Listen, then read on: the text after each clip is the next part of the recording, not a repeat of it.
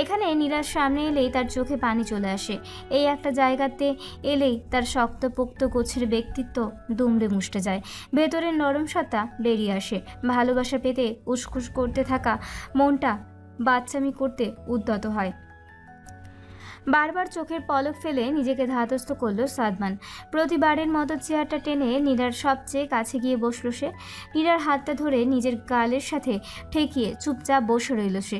বারবার সেদিনের শাড়ি পরা নীরার চোখের সামনে ভাসছে।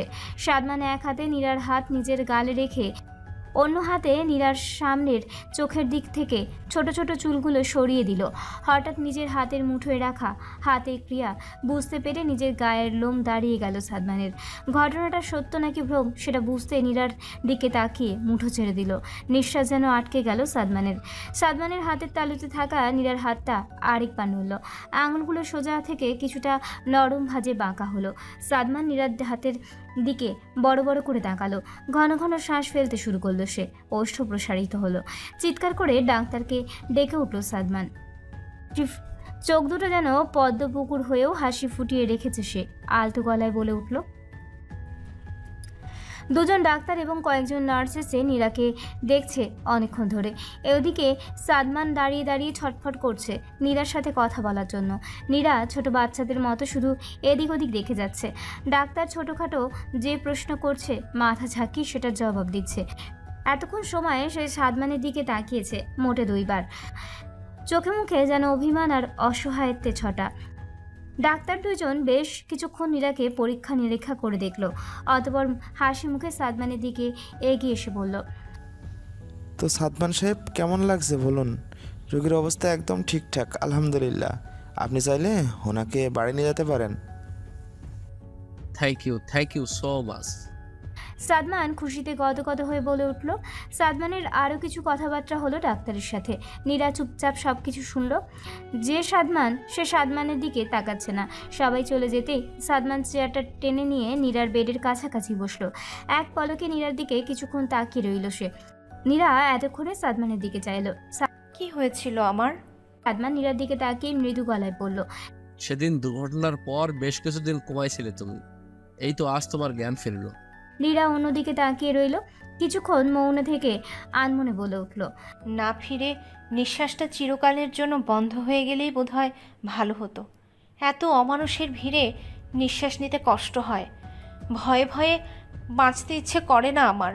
সাদমানের মুখে কোনো কথা নেই। একটা শব্দ সে খুঁজে পাচ্ছে না বলার মতো। শুধু নীরার দিকে অবলক দৃষ্টিতে চেয়ে আছে। কোনো কিছুই না ভেবেই হঠাৎ বলে উঠল, আমাকে মাফ করা যায় না নীরা? সেদিনের ব্যবহারের জন্য আমি আসলেই দুঃখিত।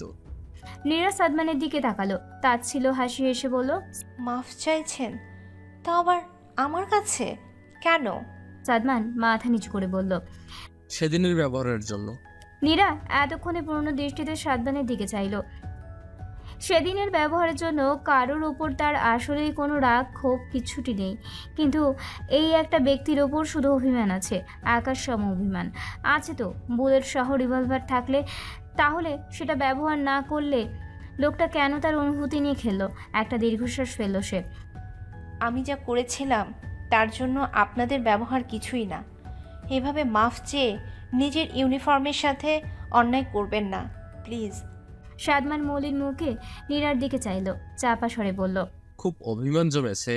নীরা উঠে বসার চেষ্টা করলো। সাদমান চকিতে উঠে দাঁড়িয়ে নীরাকে বসতে সাহায্য করলো। নীরা জোরপূর্বক হেসে বলল, আপনার প্রতি অভিমান কেন হবে? কে আপনি? সেই। আচ্ছা, তুমি এখানে চুপ করে বসে থাকো, আমি বাইরে কথা বলে আসছি। তোমাকে নিয়ে যেতে হবে তো। অনেক টাকা খরচ হলো আমার জন্য, তাই না? কিভাবে যে শোধ করব? এভাবে বলছো কেন? নীরা সাদমানের চোখে চোখ রাখলো। অসহায় কণ্ঠে বলল, বলবো না কেন? আপনি তো আমার কেউ নন, অপরিচিত একজন মানুষ।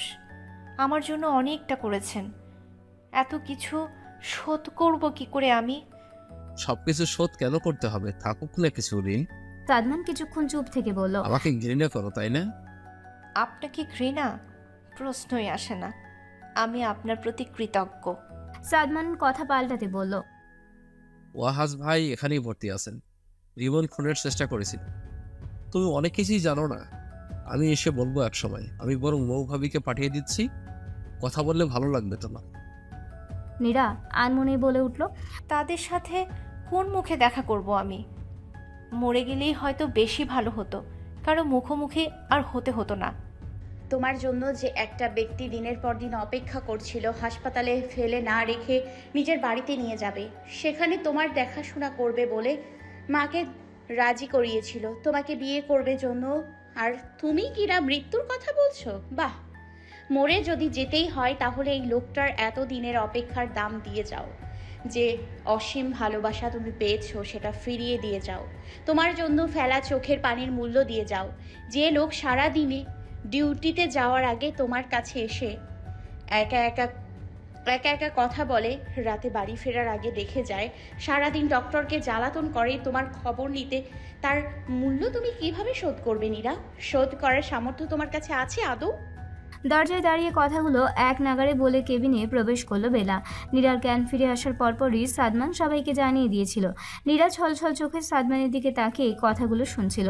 সাদমানের মুখে কোনো কথাই নেই, সে শুধু বারবার শ্বাস ফেলছিল। বেলার কথা শেষ হতেই সে শুধু একবার নীরাকে দেখল, তারপর আলগোছে বেরিয়ে গেল। সাদমান বেরিয়ে যেতেই বেলা এসে চেয়ারটায় বসলো, আলতো ছুঁয়ে বলল। নীরা উপর নিচ মাথা নাড়ল, মৃদু গলায় বলল, কেমন আছো আপু? আমি ভালো আছি। ভাইয়া একটু অসুস্থ, কালকে হয়তো বা বাসায় নিয়ে যাবে। কি হয়েছিল আপু? সাদমান ভাইয়া বলেনি তোমায়? না, উনি বললেন পরে বলবেন। বেলা প্রথম থেকে বলা শুরু করলো, কি হয়েছে, কেন হয়েছে, কিভাবে হয়েছে, সব জানালো নীরাকে। নীরা ভালো একজন শ্রোতা হয়ে সব কথা শুনলো। বেলার অতীত জেনে নিজেরও চোখ বারবার মুছতে থাকলো। নিজের বিপদ কাটাতে সে কত বড় একটা অন্যায় করতে যাচ্ছিল, সে ভাবলেই নিজেকে ঘৃণা লাগছে তার। বেলা কথা শেষ করে মৃদু হাসলো, প্রলম্বিত শ্বাস টেনে ফেলে আবারও বলল, আমার হয়তো কিছুদিনের কারাবাস হতে পারে, বুঝলে নীরা? আমিও যে গুলি চালিয়েছিলাম, দেখা যাক কি হয়। নীরা নাক টেনে বলল, তুমি তো নিজেকে বাঁচাতে ওটা করেছো। রিমন যেহেতু ভাইয়াকে গুলি করেছিল, পরবর্তী গুলিটা সে তোমাকেই করত, এটা নিশ্চিত। সুযোগ পেলে কে ছেড়ে দেয় বলো? তোমার কিছু হবে না, দেখো। বেলা নীরার মাথায় হাত বুলিয়ে দিয়ে মৃদু হেসে বলল, ওসব দেখা যাবে, তুমি ওসব কথা বাদ দাও। এটা বলো, সাদমান ভাইয়াকে মাফ করেছো তো? বেচারা তোমাকে আসলেই ভালোবাসে। কুমায় না থেকে সজ্ঞানে থাকলে বুঝতে তার ভালোবাসার গভীরতা কতখানি। সে কাজই ডেকে এনেছিল, আঙুলের ছাপ দিয়ে বিয়ে করতে চেয়েছিল, আমি নিষেধ করাই ওটা আর করেনি। আর একটা সত্য তুমি জানো না নীরা? নীরা বেলার মুখের দিকে তাকিয়ে শুধালো। কি? বেলা উচ্ছ্বসিত হয়েই বলল, সাদমান ভাইয়া তোমার সাথে কোনো নাটক করেনি। সে তোমাকে আগে থেকেই পছন্দ করত। যেদিন তোমার ব্যাপারটা সামনে এলো সেদিন তুমি বাসায় ফেরার পূর্বে ওয়াহাজ ভাইয়া সব কিছু সাদমান ভাইয়াকে জানিয়েছিল। বেচারা বড়সড় একটা ধাক্কা খেয়েছিল। তুমিই বলো, তুমি যদি তোমার ভালোবাসার মানুষের সম্পর্কে নেগেটিভ কিছু জানতে পারো তাহলে কি ভালো লাগবে? সে শক খেয়েছিল একটা, তাই নিজের ভালোবাসার কথা আর স্বীকার করেনি। তুমি তাকে কষ্ট দিও না। মান অভিমান করলে বিয়ের পর অন্য কোনো বিষয় নিয়ে করো, এসব নিয়ে নয় প্লিজ। আন্টি তোমাদের বিয়েতে রাজি। সাদমান ভাইয়ার অবস্থা এমন যে তোমার যদি জ্ঞান না ফিরতো তবুও সে তোমার জন্যই অপেক্ষা করত। তোমাকে খুব ভালোবাসে, এই ভালোবাসাকে হারিয়ে যেতে দিও না। নীরা কিছু বলল না। এই কথাগুলো জানার পর হয়তো আর কিছু বলা যায় না। এই সত্যিগুলো জানার পরও যদি কেউ অভিমান করে দূরত্ব বাড়ায়, তবে হয়তো তার সম্পর্কে মূল্যায়ন করার ক্ষমতা দাড়িপাল্লার মাপলে শূন্য আসবে। অভিমান জিতে গেলে হয়তো এভাবেই ভালোবাসা হেরে যাবে। বিশ্বাস, আস্থা, ভরসা সবই তো ভালোবাসার শাখা প্রশাখা। ভালোবাসা হেরে গেলে এসবের দাম যে কিছুতেই নেই। ওয়াহাজ এখন মোটামুটি অনেকটাই সুস্থ। ফারাজদের বাসায় আনা হয়েছে তাকে। মৌ একা একা ওয়াহাজের সেবা করতে পারবে না ভেবে ফারাজ নিজেই বলেছিল তাদেরকে বাসায় উঠতে। তাছাড়া মৌয়ের এই সময় বাসায় একা একা থাকাও নিরাপদ নয়। কখন কোন পরিস্থিতির সৃষ্টি হবে কে জানে। বেলা আছে, সে সবটা সামলে নেবে ভেবেই বেলাও জোর করেছিল বাসায় উঠতে। ওয়াহাজকে যেদিন বাসায় আনা হয়েছে সেদিন নীরাকেও বাসায় আনা হয়েছে। নীরা প্রথমে আসায় কিছু আপত্তি জানালেও ওয়াহাজ নিজেই নীরার সাথে কথা বলেছে। সেদিনের ব্যাপারটা ভুলেই সবাই একসাথে থাকবে, এটাই তার শেষ কথা। তাছাড়া সাদমান নিজেই নীরার হোস্টেল, কলেজ সব জায়গায় খোঁজ নিয়েছে। নীরা যে রুমে ছিল সেখানকার আরেকটা মেয়ের সাথেও কথা হলে সাদমান জানিয়েছে সেটার সাথে নীরার কথার মিল আছে। নীরার বাহ্যিক আচরণ, স্বভাব সম্পর্কে জানতে কলেজের টিচার্স, স্টুডেন্ট সবার কাছে জিজ্ঞাসাবাদ করা হয়েছে। নীরার সম্পর্কে কিঞ্চিত খারাপ কিছু বেরিয়ে আসেনি। নীরা সবার সাথে এক বাসাতেই আছে। কোনো কিছু যেন আগের মতোই অনুভব করতে পারছে না সে। নিজেকে অপরাধী মনে হচ্ছে বারবার, মনটা ছটপট করছে। কোনার একটা ছোট রুমে উঠেছে নীরা। আগে এটা ব্যবহার করা হতো না। নীরার জন্যই মূলত রুমটা ব্যবহারযোগ্য করে তোলা হয়েছে। কাঠসহ দু একটা প্রয়োজনীয় আসবাবপত্র ছাড়া রুমে আর কিছুই নেই। একপাশে একটা বুকশেলফ রাখা হয়েছে। নীরা সারাদিন বইয়ে মুখ গুজে পড়ে থাকে, কারোর সাথে তেমন মিশতে পারে না। বেলা নিজে এসে নীরার সাথে সময় কাটায়, দুজন গল্প গুজব করে। বেলা মূলত খুব করে চেষ্টা করছে নীরার জড়তা কাটাতে। মৌ মাঝে মাঝে আসে। সাদমান নীরাকে একেবারে নিজের বাড়িতেই নিয়ে যেতে চেয়েছিল। ওয়াহাজ সাদমানের সাথে এ ব্যাপারে কথাও বলেছিল।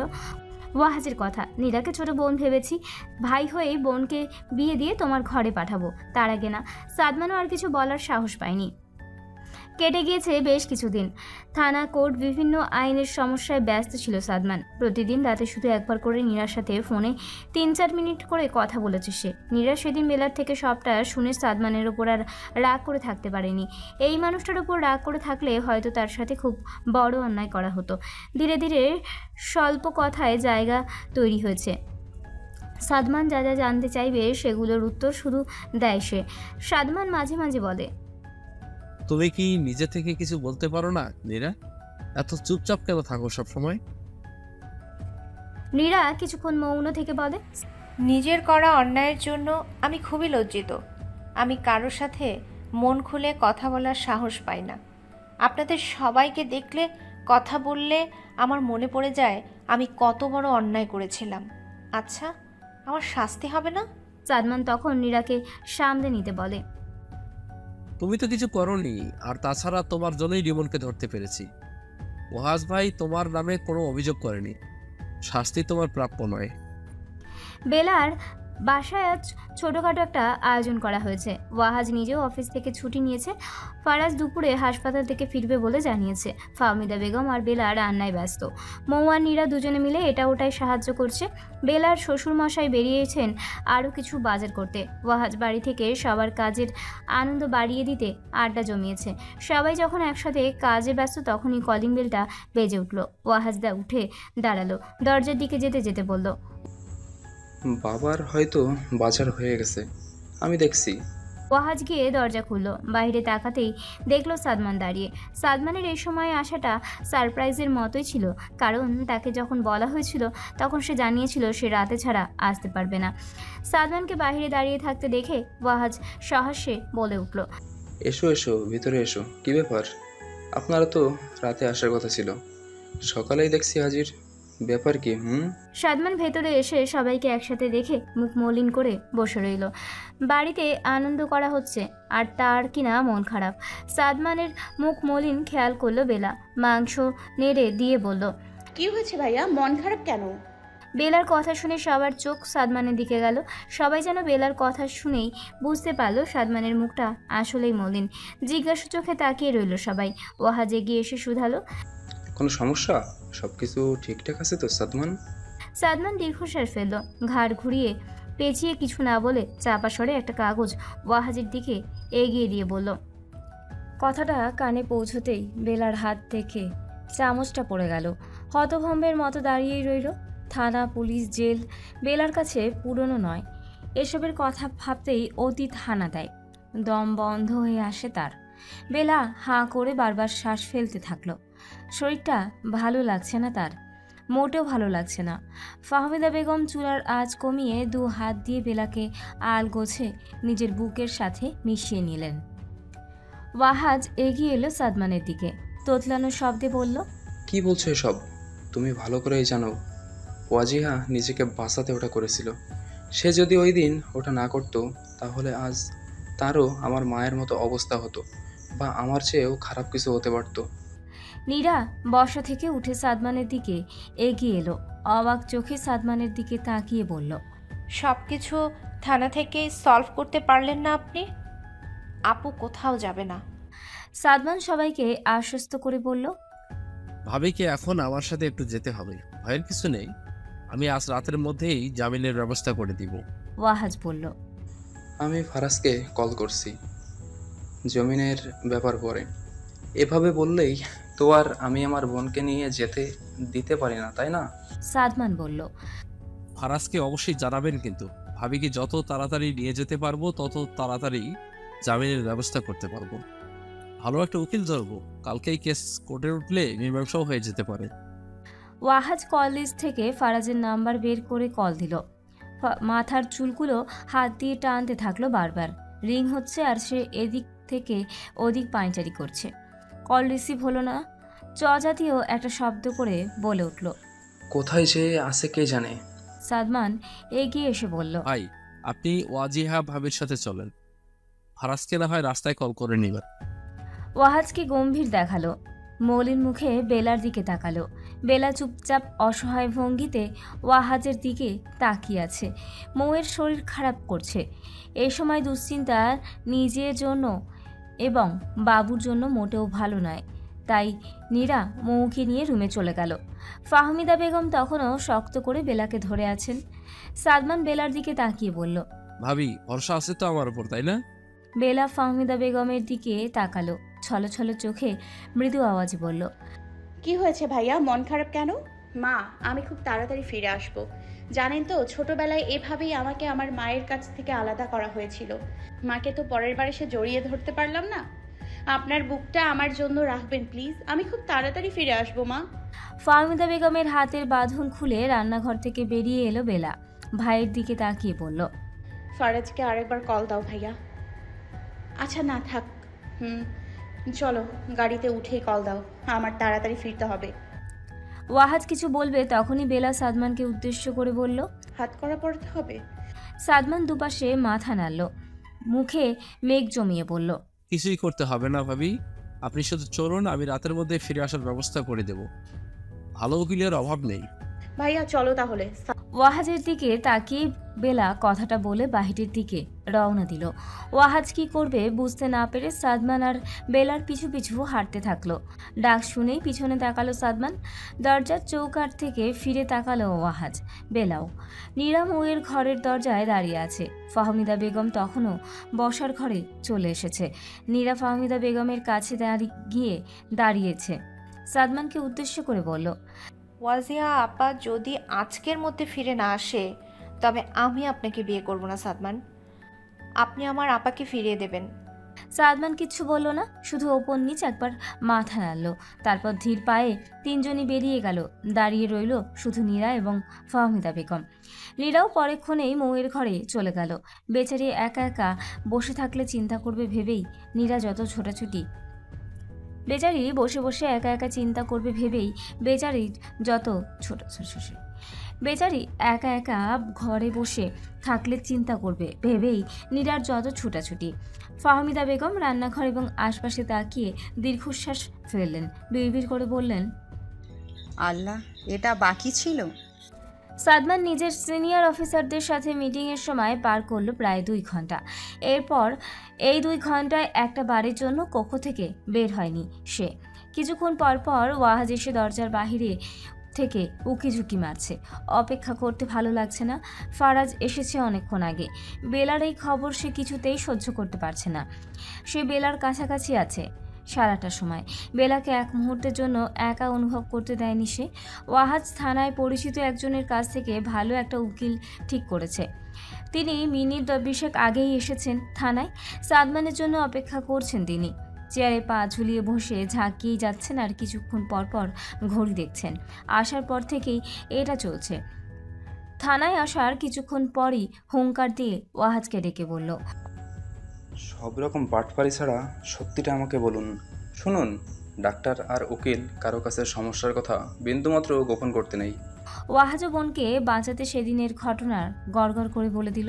সবটা শোনার পর উকিল বললেন, আগে তো জেলে দেওয়া উচিত সাদমান ভাইকে। তিনি কেন জিজ্ঞাসাবাদের সময় রিভলভার নিয়ে গেলেন, তার উপর আবার আপনাদেরও নিয়ে গেছেন। ওয়াহাজ মাথা নিচু করে বলল, রিমন বলেছিল আমরা না গেলে ও কিছু বলবে না। সে যতই বলুক এমন করা উচিত হয়নি। যাই হোক, আমি দেখে নিব। কেসটা আগামীকাল কোর্টে উঠবে। এখানে উপস্থিত থাকলে সকাল 10টার মধ্যে জামিন পেয়ে যাবে। হতে পারে একেবারে ছাড়াও পেয়ে যেতে পারে। পুরোটাই আল্লাহ ভরসা। কিছুক্ষণ পর সাদমান বেরিয়ে এলো। ওয়াহাজ আর ফারাজ দুজনেই এগিয়ে গেল সেদিকে। দুজনেই সামনে জিজ্ঞাসু চোখে তাকাতেই সাদমান বলল, আপনারা বাসায় চলে যান, কাল সকালে 8টার দিকে ভাবিকে নিয়ে আদালতে চলে যাবেন। আমি ওখানেই থাকবো, কোনো সমস্যা হবে না। সাদমানের কথা মতো সবকিছু করলো তারা। থানা থেকে বেরিয়ে সোজা বাড়ি ফিরল। বাড়িতে সবাই চিন্তার সাগরে ডুবে হাবুডুবু খাচ্ছে। বাড়িতে ঢোকার পর থেকে এক একজনের কত প্রশ্ন। বেলা কারোর সাথে সেরকম কোনো কথা না বলে ধীর পায়ে সোজা নিজের ঘরে চলে গেল। তোয়ালেটা নিয়ে সোজা ওয়াশরুমে প্রবেশ করলো সে। শাওয়ার অন করে নিচে দাঁড়ালো। পানি মাথা থেকে শুরু করে সমস্ত শরীর ভিজিয়ে দিতে শুরু করলো। চোখের পানিও ক্রমশ পানির সাথে ভেসে যেতে শুরু করলো। একটা রাত, শুধুমাত্র একটা রাতের পরই অনেক কিছু শুরু হবে। জীবন থেকে বিপদ হয়তো একেবারে স্মুথলি চলে যাবে, নয়তো কিছু আঘাত দিয়ে হারিয়ে যাবে। বেলা নিজেকে বোঝায়, ভেঙে পড়লে চলবে না। পরিস্থিতি এখনও ভেঙে পড়ার মতো কিছুই হয়নি।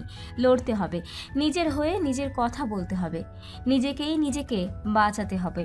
ছোটবেলায় মাকে বাঁচানোর দায়িত্ব ছিল, আর এবার নিজেকে আবারও জ্বলন্ত শিখা হতে হবে। আঘাত তো দূরের কথা, ছোঁয়াটাও দুঃসাধ্য। শুনুন, আমি কিন্তু আপনাকে বিয়ে করব না, যদি না ওয়াজিয়া আপু সহি সালামতে বাড়ি ফিরে না আসে। আপুর যদি ওখান থেকে যেতে হয়, তাহলে আপনার চিন্তাভাবনা থেকে আমাকে বাদ দিতে হবে। ভুলে যেতে হবে যে আপনি নীরা নামের কাউকে চেনেন। সকাল 8টার আগে মুহিব সাহেব ওয়াহাজ আর ফারাজ বেলাকে নিয়ে আদালতের উদ্দেশ্যে বের হয়েছে। ঘরের মানুষগুলোর বসে বসে চিন্তা করা ছাড়া কোনো উপায় নেই। অতিরিক্ত চিন্তায় কি করবে বুঝে উঠতে না পেরে উক্ত কথাটি মেসেজে পাঠিয়ে দিল নীরা। মৌয়ের মাথা ব্যথা করছে। ফাহমিদা বেগম মেয়ের মাথায় তেল পানি বসিয়ে দিয়ে মুহিব সাহেবকে কল দিলেন। রিসিভ হলো না। বার কয়েক চেষ্টা করলেন তিনি, কিছুতেই ফলাফল ভালো এলো না। দুপুর 12:30টার দিকে ফারাজের কল এলো। ফাহমিদা বেগম কল রিসিভ করেই তাড়াহুড়ো করে প্রশ্ন করলেন, ফোন ধরছিলি না কেন তোরা? কত চিন্তা করছিলাম, খেয়াল আছে? কি হলো এখন? ওয়াজিহা ঠিক আছে তো?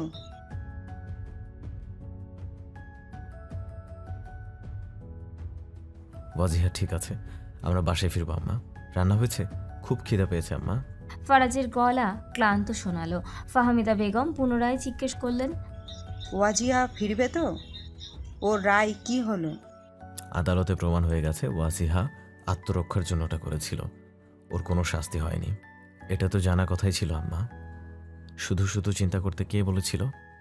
এতগুলো টাকা খরচ করে ভালো উকিল ধরেছিলাম সে বসে নিজেদের হেরে যাওয়া দেখার জন্য নাকি? থামলো ফারাজ।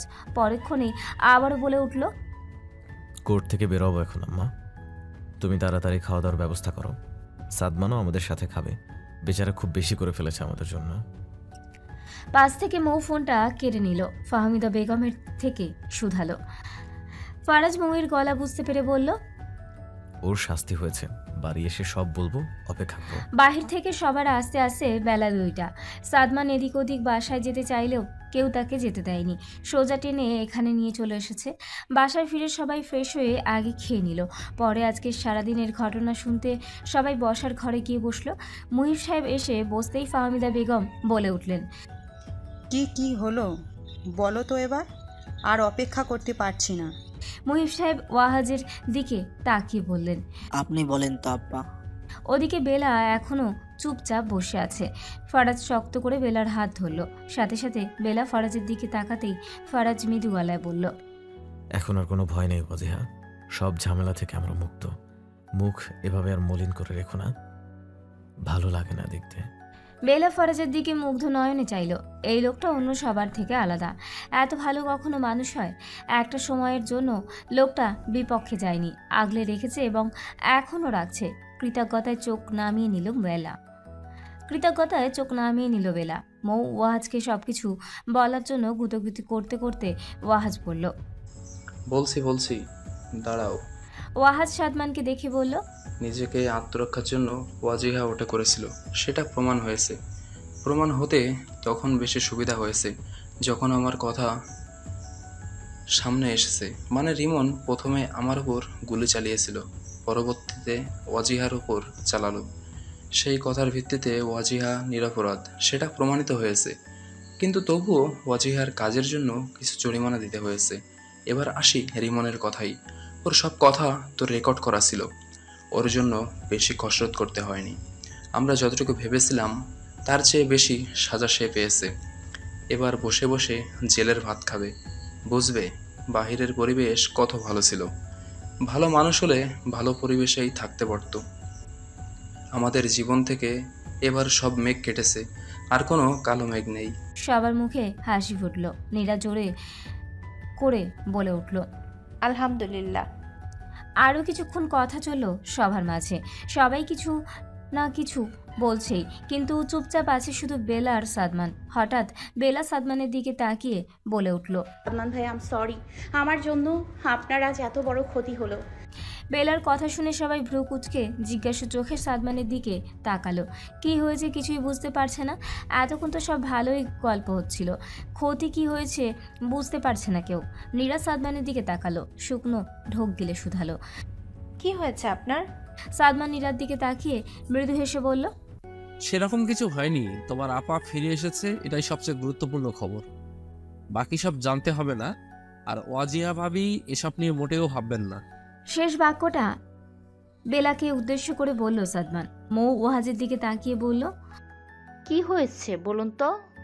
ওয়াহাজ কিছু বলবে তার আগেই সাদমান বলল, কিছু হয়নি, শুধু শুধু চিন্তা বাড়িয়ে দিল ওয়াজিয়া ভাবি। বেলা আর মনে বলে উঠল, সাদমান ভাইয়া তার জব থেকে 7 মাস সাসপেন্ড। ওয়াহাজ দীর্ঘ নিঃশ্বাস ফেলল, সাদমানের দিকে তাকিয়ে বলল, সেদিন রিমনের থেকে কথা বের করার জন্য ওরকম বেআইনি কাজটা না করলে, অর্থাৎ আমাদের ওখানে রিমনের সামনে না নিলে আজ সাদমানের এই অবস্থা হতো না। সাদমান তড়িঘড়ি করে সবাইকে থামিয়ে দিল। 7 মাসেরই তো ব্যাপার, বড় ধরনের তো কিছু আর হয়ে যায়নি।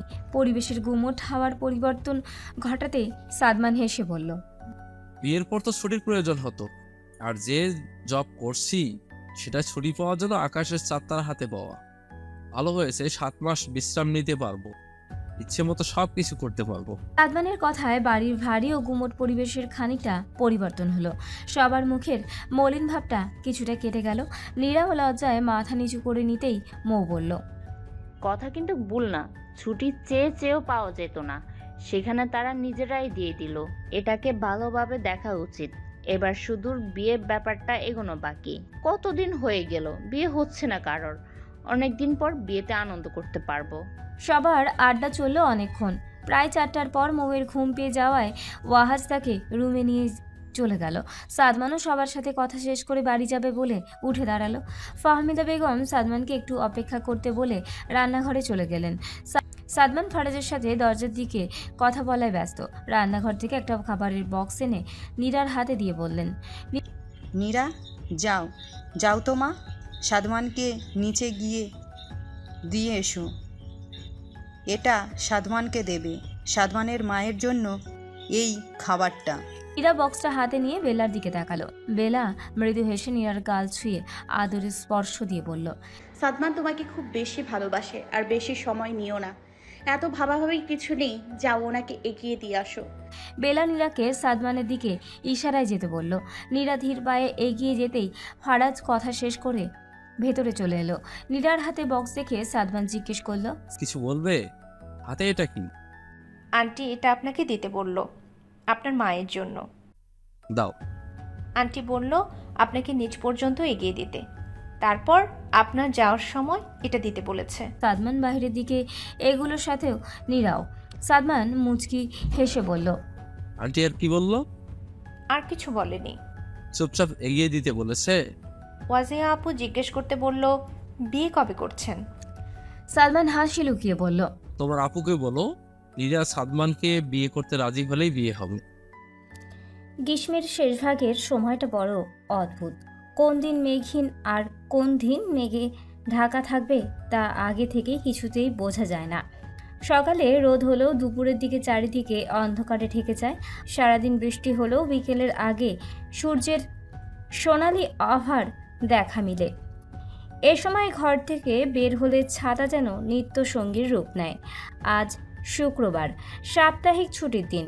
যদিও সাদমান আর নীরার বিয়ের সব কথা পাকাপোক্ত হয়েছে, তবুও সাদমান ব্যক্তিগতভাবে নীরার সাথে আরও একটিবার কথা বলে নিতে চায়। তার চাওয়া পূর্ণ করতেই নীরা আজ বাহিরে বের হবে। সাদমান বলেছে স্টেশনের ধারে একটা ছোট কফি শপ হয়েছে, সেখানে দেখা করবে। সাদমান গত রাতে নীলাকে কল করেই জানিয়েছিল দেখা করার কথা, সাথে এটাও বলেছিল যে বাড়ি থেকে অবশ্যই যেন একটা শাড়ি পরে বের হয়। নীরা সাদমানের কথা মতো বেলার থেকে একটা সাদা রঙের শাড়ি পরেছে আজ। বেলা নিজেই তাকে সুন্দর করে সাজিয়ে দিয়েছে। পাশে মৌ বসেছিল। তিনজনের কত হাসি ঠাট্টার মাঝে যদিও ফাহমিদা বেগম যোগ দিয়েছিলেন, তবে পরবর্তীতে বুঝেছিলেন এই মেয়েদের সাথে এমন গল্প গুজবে তার পোষাবে না, একটুও পোষাবে না। তাই তিনি একটা বই নিয়ে মুহিব সাহেবের কাছে গিয়ে বসলেন। টেবিলে রাখা চশমাটা এগিয়ে দিয়ে বললেন, নাও, চশমাটা পরে নাও। আর এই যে বই, গল্পটা পড়ে শোনাও। অনেক দিন তুমি গল্প পড়ে শোনাও না। মুহিব সাহেব মৃদু হেসে চশমাটা পরে নিলেন। বইয়ের মলাটে চোখ বুলিয়ে নিয়ে ফস করে শ্বাস ফেললেন। মৃদু গলায় বললেন, তুমি আবার অপেক্ষা বইটা এনেছ, এই গল্প আর কোনোদিন শুনবে? ফাহমিদা বেগমের খারাপ লাগলো না মুহিব সাহেবের কথায়। তিনি চারবার বা পাঁচ এখনো অবধি শুনেছেন এই গল্পের বইটা। মুহিব শেখই শুনিয়েছিলেন। এবারও মুচকি হেসে বললেন, এবারই শেষ। বিকাল 4টা। সাদমান রেল স্টেশনের ঠিক শেষ মাথায় বসে বসে কিছুক্ষণ পর পর ঘড়ি দেখছে। নীরাকে দূর দূরান্তর কোথাও দেখা যাচ্ছে না।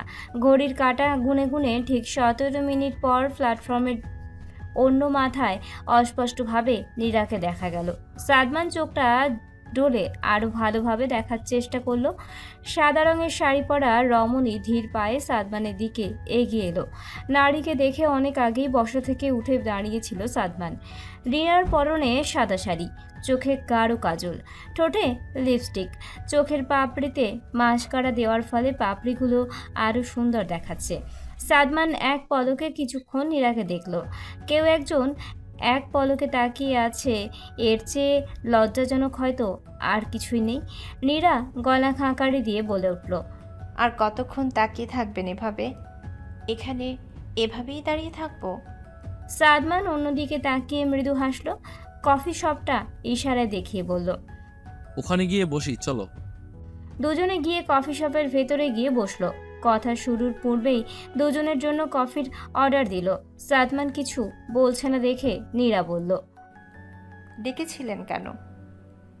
কবি আসুক তারপর বলি। আসার আগেই বলুন। সাদমান কিছুক্ষণ মৌন থেকে ঘুরিয়ে পেঁচিয়ে না বলে সরাসরি বলল, তুমি সত্যি রাজি বিয়েতে? কেন? রাজি না থাকলে বিয়ে করবেন না? তুমি সত্যি রাজি না? এরকম কিছুই না। আমার ভাগ্য ভালো বলেই হয়তো আপনার মতো কাউকে সৃষ্টিকর্তা আমার জীবনে পাঠালেন। যার জীবনে সুখ কখনো এক পশলা বৃষ্টি হয়েও নামেনি, তার জীবন কিনা দুঃখের বিপরীত স্রোতে চলছে। মাঝে মাঝে নিজেকেই হিংসে হয় আমার। অতীতের আমি আর বর্তমানের আমিতে কত পার্থক্য।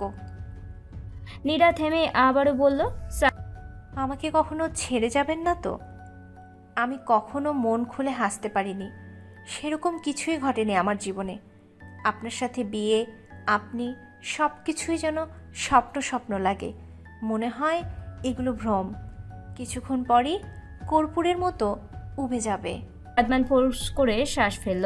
নীরার হাত নিজের 2 হাতের মুঠোয় নিয়ে বলল, এখন শুধু আমাদের কবুল বলা বাকি, তোমাকে আমি আর হারাতে দিব না। রাত 8টার দিকে ফারাজ বাড়ি ফিরল। সন্ধ্যায় বের হয়েছিল সে। অনেকদিন বন্ধুদের সাথে আড্ডা দেওয়া হয় না বলে বন্ধুরা তার উপর অভিমান জমিয়েছিল। আজ তো একজন ফোন করে দেখা করতে বলার পর কথার তালে তালে বলেই ফেলল। কলেজ লাইফ শেষ হওয়ার পর সবাই নিজ নিজ জীবন নিয়ে এতই ব্যস্ত যে বন্ধু নামের যে কিছু পৃথিবীতে আছে সেটাই ভুলে বসেছে।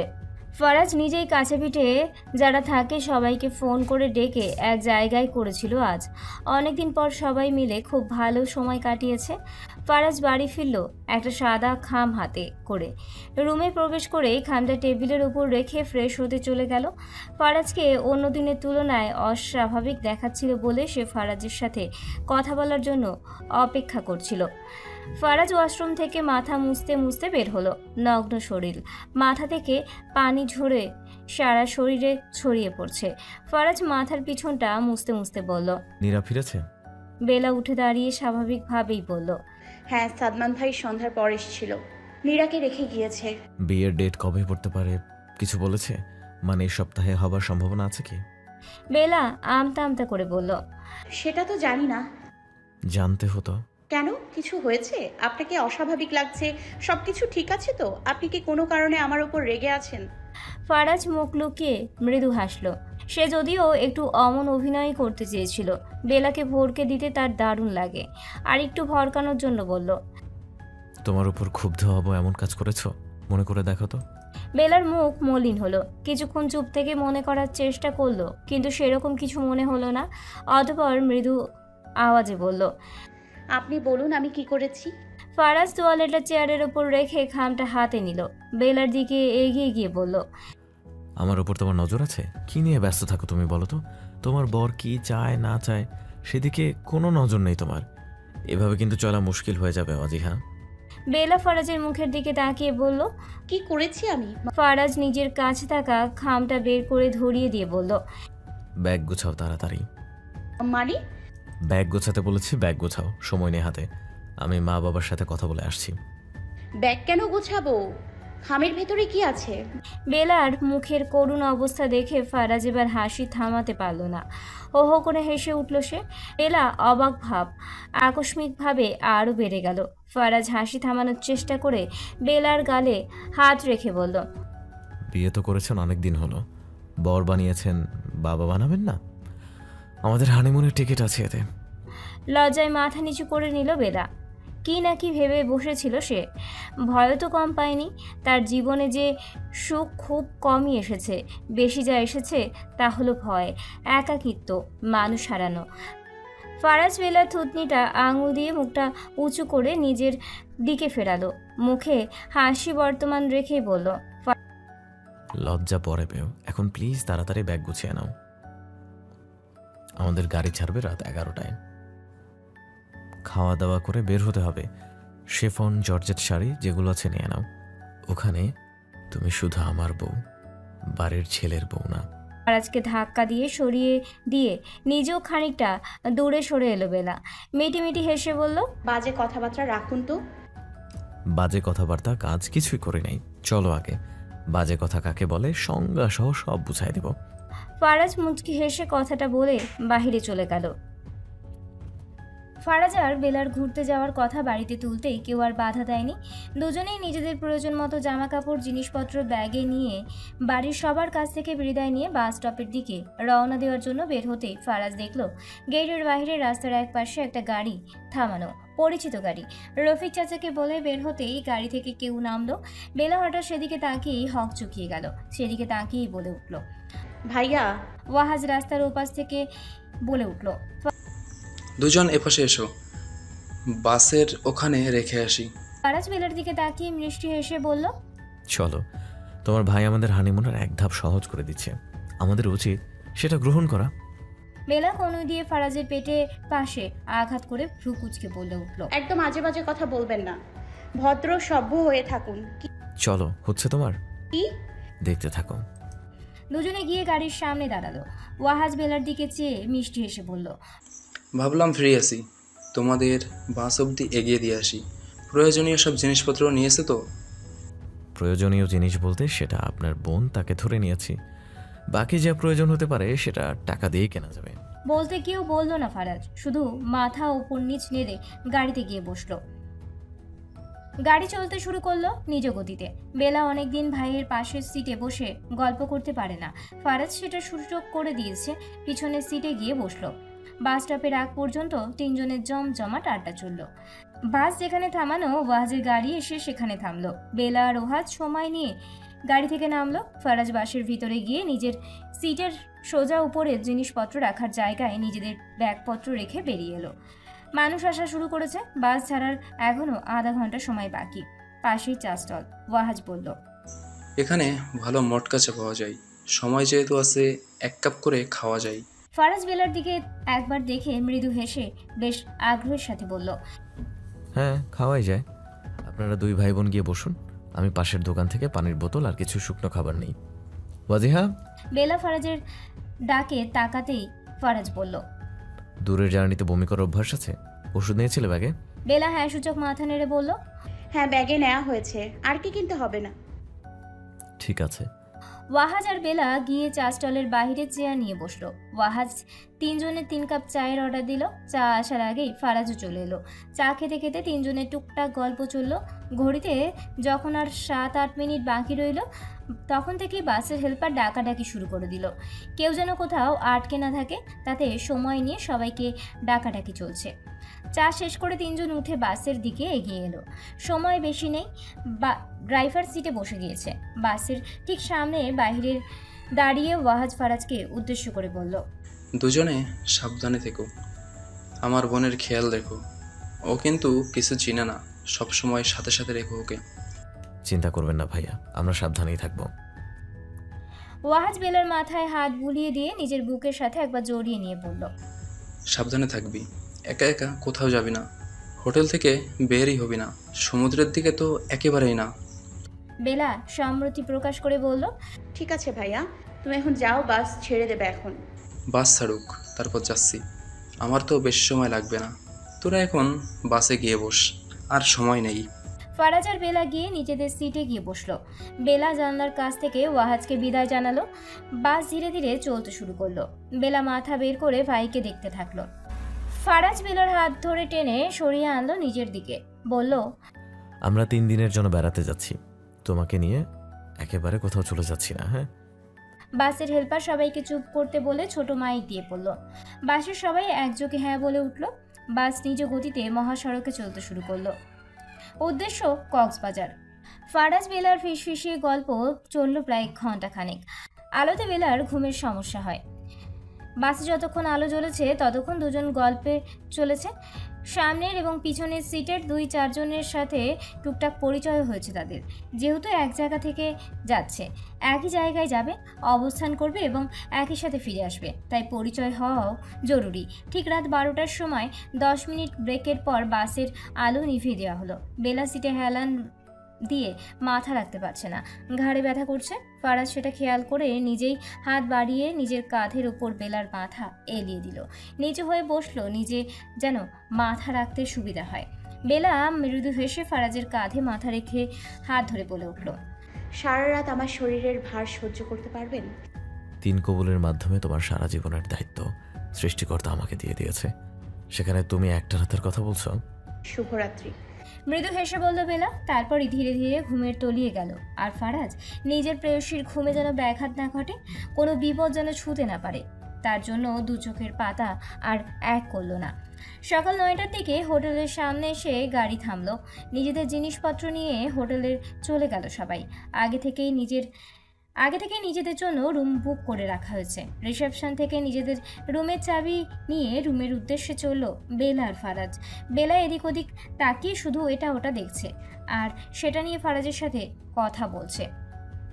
রুমের লক খুলে ভেতরে প্রবেশ করে সুইচ টিপে লাইট অন করলো ফারাজ। রুমটা অত্যধিক সুন্দর, একটা বড় খাটের পাশেই সাইড বক্সের উপর টেবিল ল্যাম্প, এক পাশে আলমারি, দেওয়ালের সাথে বড় একটা আয়না সহ প্রয়োজনীয় বিভিন্ন আসবাব রয়েছে।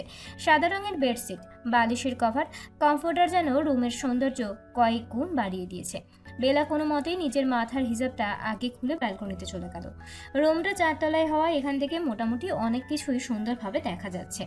সামনের দিকে কিছু দূর তাকালে সমুদ্র চোখে পড়ছে। কিছুক্ষণ পর পর মৃদু হাওয়া এসে চুলগুলো এলোমেলো করে দিয়ে যাচ্ছে। ফারাজ রুম থেকে বলে উঠল, এই সময় কিন্তু কোথাও বের হওয়া ঠিক হবে না। এখন ফ্রেশ হয়ে আমরা নাস্তা করতে যাব। নাস্তা শেষ করে আধ ঘন্টা সময় নিয়ে হোটেলটা ঘুরে দেখতে পারো। তারপর সোজা রুমে এসে ঘুম দিব। সারা রাত ঘুম হয়নি। বিকেলের দিকে উঠে ফ্রেশ হয়ে দুজন সন্ধ্যা পর্যন্ত বিচে থাকবো। বেলা ফারাজের কথার প্রত্যুত্তর না করেই তাকে ডেকে বলল, এখানে দেখে যান কি সুন্দর পরিবেশ, আমার তো এই জায়গা ছেড়ে যেতেই ইচ্ছে করছে না। ফারাজ রুম থেকে ব্যালকনির দিকে গেল। পিছন থেকে বেলাকে জড়িয়ে ধরে বলল, তোমার পছন্দ হয়েছে? তুমি খুশি তো? বেলা ফারাজের দিকে তাকিয়ে হাসি হাসি মুখ করে বলল, আমার খুব খুব খুব ভালো লাগছে, মনে হচ্ছে এখানেই থেকে যাই। একা? বেলা ফারাজের চোখে চোখ রেখেই মৃদু হেসে বলল, আপনার সাথে। ফারাজের ঘুম ভাঙলো দুপুর 3টায়। ঘুম থেকে উঠে আড়মোড়া ভেঙে পাশে তাকাতেই দেখলো বেলা ঘুমোচ্ছে। মুখের ওপর এসে লেপ্টে থাকা চুল সরিয়ে দিয়ে পলকহীন তাকিয়ে রইল সে বেলার দিকেই। বেলার মাথার চুল তখনও ভেজা। ফারাজ বুঝলো বেলার ঘুমোনো হয়তো বেশিক্ষণ না, সে হয়তো গোসল সেরে নামাজ পড়ে এসে শুয়েছে। ফারাজ ধীরে ধীরে বেলার মাথায় হাত বুলিয়ে দিতে থাকে। বেলা চোখ পিটপিট করে তাকালো। হালকা ঘুমটা ভেঙে যেতেই যখন সামনে তাকিয়ে ফারাজ আর তার দিকে তাকিয়ে দেখলো, তখন মৃদু গলায় বলল, কি দেখছেন? ফারাজ নড়ে চড়ে বলল, পৃথিবীর সবচেয়ে সুন্দর মানুষটাকে। ফারাজের কথায় মৃদু হাসলো বেলা, অন্যদিকে তাকিয়ে বলল, খিদে পাইনি আপনার? খাবেন না? আমরা বাইরে যাব কখন? ফারাজ উঠে বসলো, হাত দুটো টান টান করে আড়মোড়া ভাঙলো। ফারাজের পিছে পিছেই বেলাও উঠে বসলো। ফারাজ বেলার দিকে এগিয়ে বসে মৃদু হেসে বলল, কি খাবে বলো? সামুদ্রিক কিছু খাবে? কাঁকড়া? ছি, ইয়াক, খবরদার, ওসবের নামও মুখে নেবেন না। ওসব মানুষ খায় নাকি? পৃথিবীতে এত সুস্বাদু খাবার থাকতে আমার ওসব খেতে হবে কেন? বলে আঁচলে মুখ ঢাকলো বেলা। কপাল তার কুচকালো, যেন মুখের ভঙ্গিমা প্রমাণ করছে খাবার হিসেবে কাঁকড়া তার ঠিক কতটা অপছন্দের। বেলার মুখের অবস্থা দেখে ফারাজ ফিক করে হেসে ফেলল। হাসতে হাসতে বলল, কাঁকড়া লাভারগুলো তোমার কথা শুনলে নিশ্চিত একটা আন্দোলন হয়ে যেত। তুমি যেভাবে নাক শীতকালে। বেলা মুখ বাঁকিয়ে উঠে দাঁড়ালো, আয়নার সামনে গিয়ে দাঁড়িয়ে বলল, ওরা যদি স্বাচ্ছন্দ্যে পছন্দের কথা বলতে পারে, তাহলে আমি কেন স্বাচ্ছন্দ্যে অপছন্দের কথা বলতে পারবো না? ফারাজ উঠে এসে বেলার কাঁধে থুতনিটা রেখে বলল, যাই বলো, আমি কিন্তু অক্টোপাস, কাঁকড়া সব খাবো। সমুদ্রে বেড়াতে এসেছি আর সামুদ্রিক খাবার খাবো না? বেলা ভ্রু কুচকে শুধালো, আপনি ওসব খান? তুমি বললে খাবো না।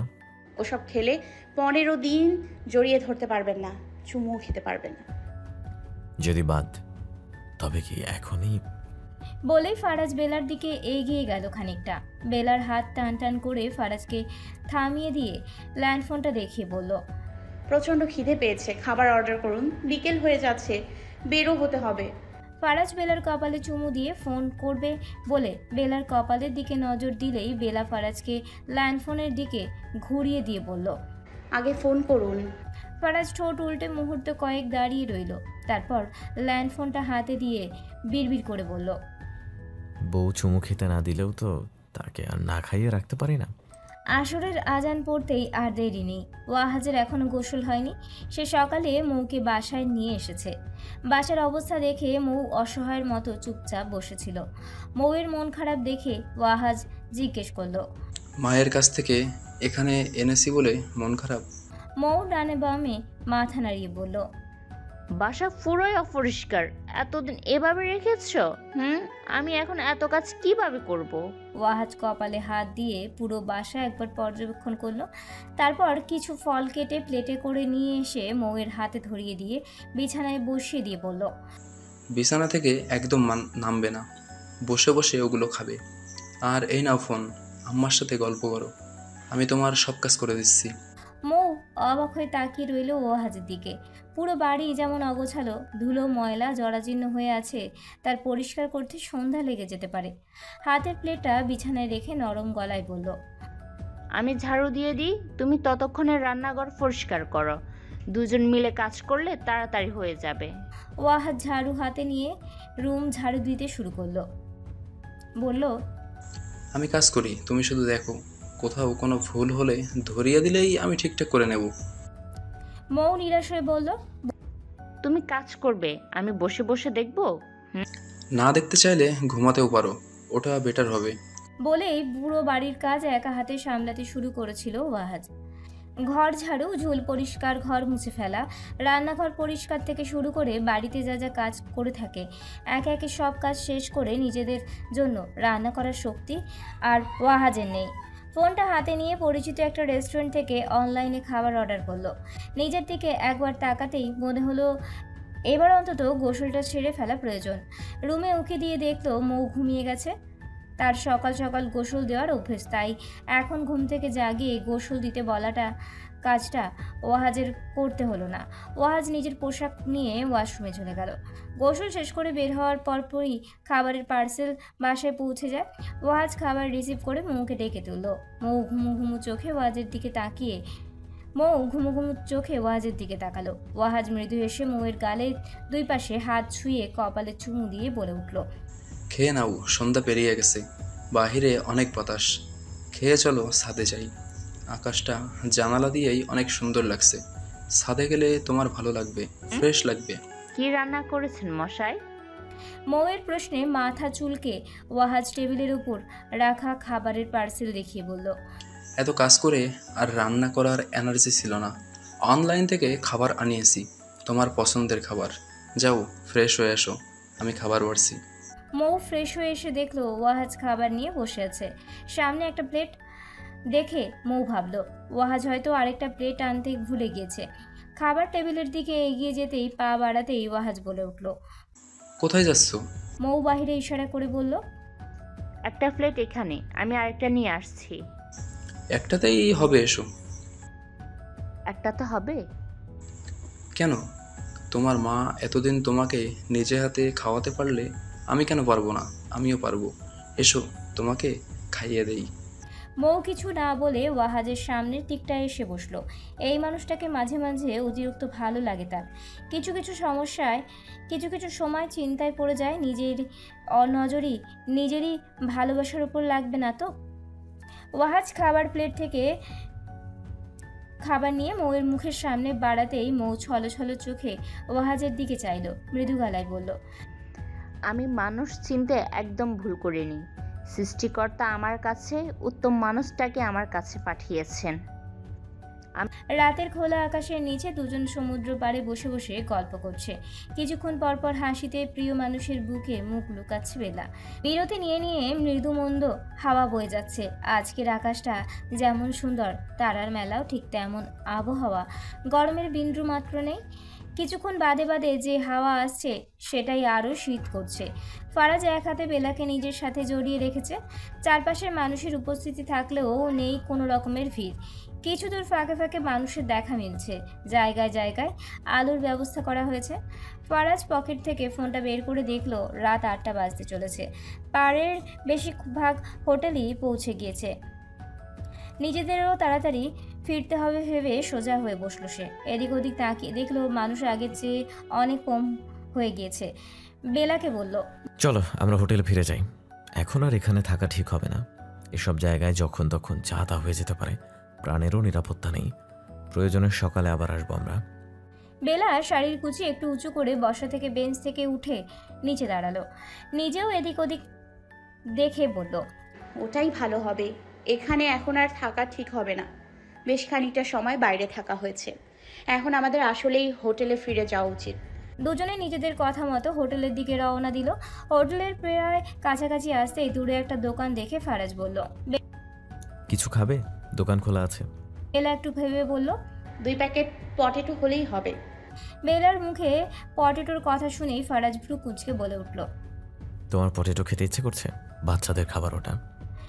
বেলা মুখ বাঁকিয়ে বলল, প্যাকেটে লেখা আছে ওটা বাচ্চাদের খাবার। লেখা থাকলেও ওটা আমার ভালো লাগে।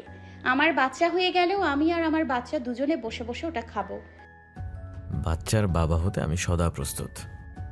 বেলা ঠেলে ফারাজকে দোকানে পাঠিয়ে বেলা সেখানে দাঁড়িয়ে রইল। হঠাৎ পেছনের খুব সন্নিকটে কারোর উপস্থিতি বুঝতে পেরে একটু ভয় ভয় লাগলো বেলার। সে শুনেছে এরকম নির্জন জায়গায় দিনের বেলাতেও মানুষ জিম্মি করে ছিনতাই করা হয়। আর এখন তো রাত। ভয়ে ভয়ে পিছনে তাকাতেই মৃদু আলোয় অপরিচিত জায়গায় পরিচিত মুখ দেখে ভয় পাওয়ার সাথে সাথে অবাকও হলো। ভাঙা ভাঙা শব্দে বলে উঠল, আপনি? মহিলাটি ময়লা কাপড়ের আঁচল দিয়ে মুখের একাংশ ঢাকল। পুরো শরীর জীর্ণ শীর্ণ। অল্প আলোয় দেখে যতটুকু বোঝা যাচ্ছে তিনি হয়তো ঠিকমতো খাওয়া দাওয়া করতে পারেন না। বেলা আবার বলে উঠল। আপনি? আপনার এই অবস্থা কেন? এখানে কি করছেন? বেলার সামনে আর কেউ না, তারই প্রাক্তন শাশুড়ি জাহিদা বেগম। চেহারার আগের সেই জৌলুস আর নেই। ও বাড়ি থেকে বেরিয়ে আসার পর কেটে গেছে দীর্ঘ একটা সময়। পরিবর্তন হয়েছে অনেক কিছু, কিন্তু যে মানুষগুলো অতীতের সাথে ওতপ্রোতভাবে জড়িত আছে তারা যতই পরিবর্তিত হোক না কেন, চোখ তাদের ঠিকই চিনে নেয়। বেলার সামনে দাঁড়ানো এই নারীটি বেলার সাথে নোংরা খেলা খেলেছিল সেদিন। বেলা পারত মানুষের সামনে এই মানুষটার মুখোশ টেনে খুলে ফেলতে, কিন্তু সে সেটা করেনি, ছাড় দিয়েছিল সেদিন। ফারাজ দোকান থেকে বেলার জন্য এটা ওটা নিয়ে ফিরল। স্ত্রীর সামনে বয়স্ক এক নারীকে দেখে ভাবলো হয়তো বেলার কাছে সাহায্য চাইছে। বেশভূষাও সেটাও বলছে। সেটা না বুঝে বেলাকে শুধালো। ওয়াজিহা, তোমার কাছে খুচরো নেই? বেলা অবাক চোখে ফারাজের দিকে তাকালো, চাপা স্বরে বলল, উনি ভিক্ষুক নন, তাহলে? উনি ধ্রুবর মা। চুপসে গেল ফারাজ। সামনে দাঁড়ানো মহিলাকে ভালোভাবে পর্যবেক্ষণ করলো একবার। মুখ এবং শরীরের অবস্থার ভীষণ শোচনীয়। বেলা ফারাজের দিকে তাকিয়ে শুধালো, আমরা বাড়ি ফেরার আগ পর্যন্ত আরেকটা রুম বুক করতে পারবে? টাকা হবে? ফারাজ কোনো কিছু না ভেবেই হ্যাঁ সূচক মাথা নাড়ল। সে জানে বেলা আর যাই করুক ভুল কিছু করবে না। দুজন মিলে জাহিদা বেগমকে হোটেলে নিয়ে এলো। ফারাজ রিসেপশনে কথা বলে নিজেদের রুমের কাছাকাছি একটা রুম নিল। বেলা ফারাজের সাথে রুমে গিয়ে বেছে বেছে নিজের একটা সুতির শাড়ি আর যা যা প্রয়োজন সেগুলো নিয়ে নিল। ফারাজ শুধু চেয়ে চেয়ে বেলার কর্মকাণ্ড দেখছে।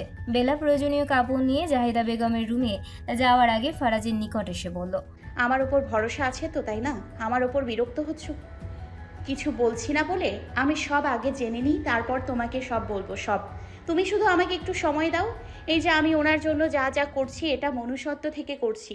আমার মনে হয় যে কোনো মানুষ আমার কাছে থাকলে এটা করতো। ফারাজ বিছানায় বালিশের সাথে হেলান দিয়ে বসেছিল। বেলা কথা শেষ করতেই সে উঠে এসে বেলার দু গালে আজলা করে হাত রেখে বলল, আমি তোমাকে মোটেও খারাপ চোখে দেখছি না ওয়াজিহা।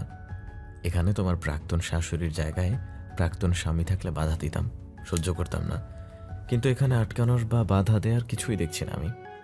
তুমি সময় নাও, ওনাকে গোসল করিয়ে একটু ভালো কাপড় পরাও, সময় নিয়ে সব জেনে এসো। সারা রাত পড়ে আছে, আমি শুনবো সব কিছু। তোমার অতীত আমি কখনো জানতে চাইনি, কিন্তু তুমি যখন ওনার পরিচয় দিলে তখন আমার আগ্রহ বেড়েছে খুব। আমি জানতে চাই ওনার এই অবস্থা কেন, কি হয়েছে ওনার সাথে বা কি করা হয়েছে। তুমি যাও। ফারাজের এতগুলো পজিটিভ কথা শুনে বেলার মুখে হাসি ফুটল। মিষ্টি হেসে বলল, একটু জড়িয়ে ধরি। ফারাজ মৌন হয়ে কিছুক্ষণ বেলাকে দেখে তার কথার উত্তর না দিয়ে নিজেই জড়িয়ে ধরল। ফারাজের বুকের সাথে মিশে গেল বেলা। ভালো মুহূর্ত তাড়াতাড়ি কেটে যায়। তাদের সময়ও তাই হলো। কিছুক্ষণ পরেই বেলা মাথা উঁচিয়ে বলল, এখন যাই? হ্যাঁ যাও, আমি ওই রুমে ওনার জন্য খাবার অর্ডার করে দিচ্ছি। ঠিক আছে, আমি আসছি। বেলা বেরিয়ে এলো রুম থেকে।